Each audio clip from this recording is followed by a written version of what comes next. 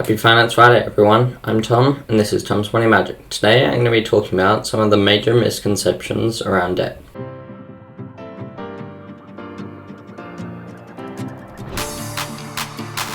The first misconception around debt is that it didn't actually start with money. It started with trade.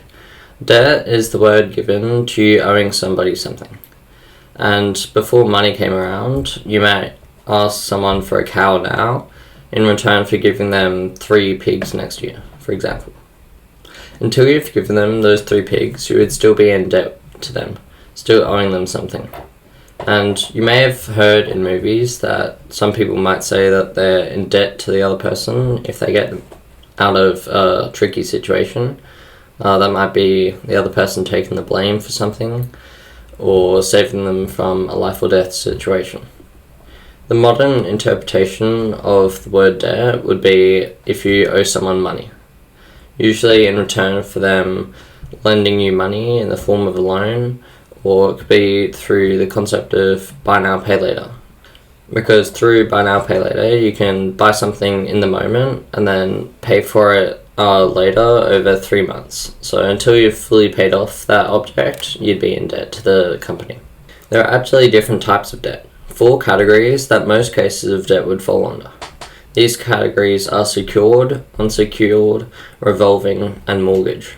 Secured debt is a debt that has collateral, something that you could sell off to pay the debt in case you didn't have enough money to pay for it out of like a bank account.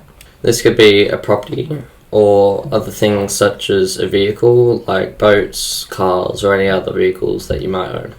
You could also put an investment down as collateral, such as shares.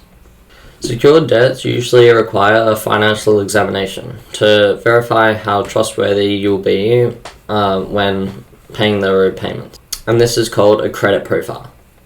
They would also have to assess the collateral and give it a more accurate value so that they know that you would be able to pay off the debt. This is in addition to the standard review of your income and employment status. Unsecured debt is the opposite as secured debt in the way that it doesn't require collateral. That is, there's no asset secured against the debt in case you don't have enough money to pay it off normally. Unsecured debts also require the financial examination to verify how trustworthy you would be with paying the repayments. And since there's no collateral, your credit profile would be the main factor in determining whether your loan would be accepted or denied. Examples of some unsecured debts would include some credit cards, some business loans, and student loans. How much you're allowed to borrow is based on your financial position, including your income, how much cash is in your bank accounts, and your employment status. Revolving debt is a debt that's continuously in place until either you or the borrower stops it. So for example, this could be a credit card, so you can spend up to like $5,000 of the bank's money, but until you've paid some of the money back to the bank, you'll not be allowed to use any more of the bank's money.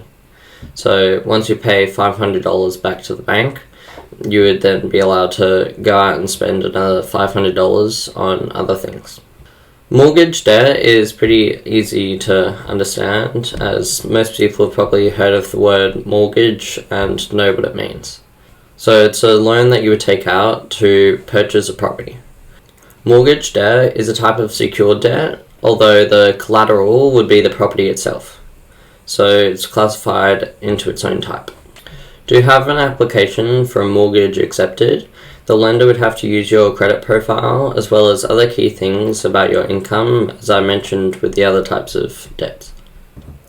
The minimum requirements that is needed change depending on the type of the mortgage. For example, whether it's used for your PPR or primary place of residence, or whether it's an investment property. The requirements also change depending on how big the loan is. So, how much you want to borrow from the bank. A mortgage is probably the largest debt that you would encounter, second to possibly your student loan. Mortgages are usually paid back over many years. Depending on the size, it could be paid back between 15 and 30 years. The final misconception is that all debt isn't bad. It could be good or bad. I heard in a video that debt can't be a fully bad thing because big companies such as Apple have billions of dollars worth of it. A good way to differentiate whether your debt would be good or bad would be to look at what the money is being used for.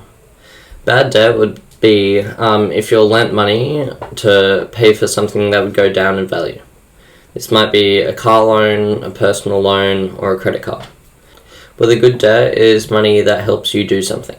So that might be getting your own house or an investment property, or it could also be a student loan, because although going to university is no physical object, it helps you for the rest of your life. Good debt allows us to do stuff that wouldn't otherwise be possible. So that's such as buying a house. This is because the amount of money that you would have to save to buy a property without a loan might take around 20 years to be able to save.